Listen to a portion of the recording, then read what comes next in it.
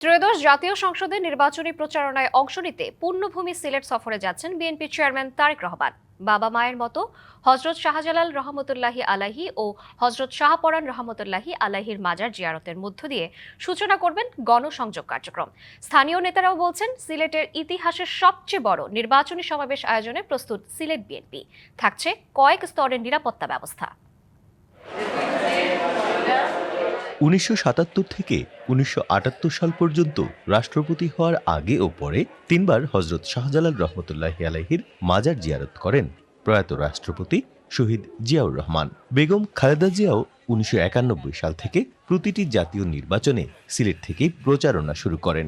বাবা মায়ের পথ ধরে নিজেও মাজার জিয়ারতের মধ্য দিয়ে নিজের ও দলের নির্বাচনী গণসংযোগ শুরু করতে যাচ্ছেন বিএনপি চেয়ারম্যান তারেক রহমান। ২১ বছর পর আজ বুধবার সন্ধ্যায় সিলেটে আসছেন তারেক রহমান। সফরে মাজার জিয়ারত করে বৃহস্পতিবার সকাল ১০টায় মহানগরীর আলিয়া মাদ্রাসা মাঠে অংশ নেবেন প্রথম কোনো সমাবেশে।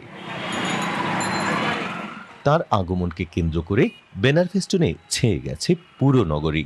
নেতাকর্মী সহ সাধারণ মানুষের বাঁধ ভাঙা ঢল নামবে আলিয়া মাদ্রাসা মাঠে, এমনটাই প্রত্যাশা নেতাকর্মীদের। প্রস্তুতি মোটামুটি প্রায় সম্পন্ন। কালকে ট্রায়াল হবে। মাঠের বাইরে আমরা রিকাইবাজার পয়েন্ট পর্যন্ত ধারণা করা যাচ্ছে। এদিকে আমার মনে হয় অন্যান্য যে কোনোবারের তুলনায় আবার অনেক বেশি। বাংলাদেশকে গণতান্ত্রিক উত্তরণের পথে নিয়ে যাওয়ার যে নেতৃত্ব, যে সংগ্রাম, সেই সংগ্রামের নেতৃত্বের আসনে বসিয়েছে তারেক রহমান সাহেবকে।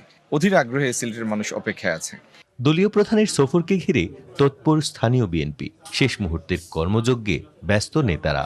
এখন শুধুই ক্ষণ গণনা, অপেক্ষা তারেক রহমানের। পরিবর্তিত বাংলাদেশ গড়তে, একটি ফ্যাসিবাদ মুক্ত বাংলাদেশ গড়তে, একটি সংস্কার মাধ্যমে একটি নতুন বাংলাদেশ গড়ার জন্য ওনার পরিকল্পনা এবং সেই বাস্তবায়নের কথা উনি বলবেন। যে টার্গেট ছিল আমাদের সমাবেশে কি পরিমাণ হচ্ছে তার চেয়ে বহুগুণ বেশি। নায়াসিনামাইড ও স্যালিসাইলিক সমৃদ্ধ লিলি ফেস ওয়াশ, যা ফেসের ডেড স্কিন সেল দূর করে দেয় দ্বিগুণ ফাস্টার ব্রাইটেনিং। এদিকে তারেক রহমানকে স্বাগত জানাতে প্রস্তুত হযরত শাহজালাল ও শাহপরান রহমতুল্লাহি আলাইহির মাজার কর্তৃপক্ষ। মিলাদের গড় যেটা হইতেছে, এটা আমরা একটু তাড়াহুড়া করে একটু কাজ করাইছি ওনার জন্য। তো এটা আমরা কালকে পর্যন্ত কাজ করব। কালকে এই গড়টাকে আমরা দোয়া মোশা করে সব রেডি করে ফেলব। বাড়ানো হয়েছে গোয়েন্দা নজরদারি। পুলিশের পাশাপাশি নিরাপত্তার দায়িত্বে থাকবে অন্যান্য বাহিনীর সদস্যরাও। গোয়েন্দা নজরদারি সেটা বিভিন্ন জায়গায় শহরে আমরা সেটা জোরদার করেছি। পূর্ণাঙ্গ নিরাপত্তা পরিকল্পনা প্রণয়ন করে সে অনুযায়ী আমাদের অফিসার ফোর্স মোতায়েন করা হবে। ২০০৫ সালে দলের সিনিয়র যুগ্ম মহাসচিব পদে থেকে সিলেটে এসেছিলেন তারেক রহমান।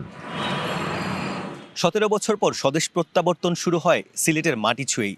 ঠিক তেমনিভাবে গণতন্ত্রের যাত্রায় নির্বাচনী প্রচারণা শুরু হবে সেই সিলেট থেকেই।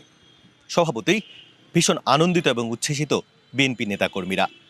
সেই সাথে সাধারণ মানুষ বলছেন, গণতন্ত্রের যাত্রায় তার এই সফর গুরুত্বপূর্ণ ভূমিকা পালন করবে। প্রত্যুষ তালুকদার, ডিবিসি নিউজ, সিলেট।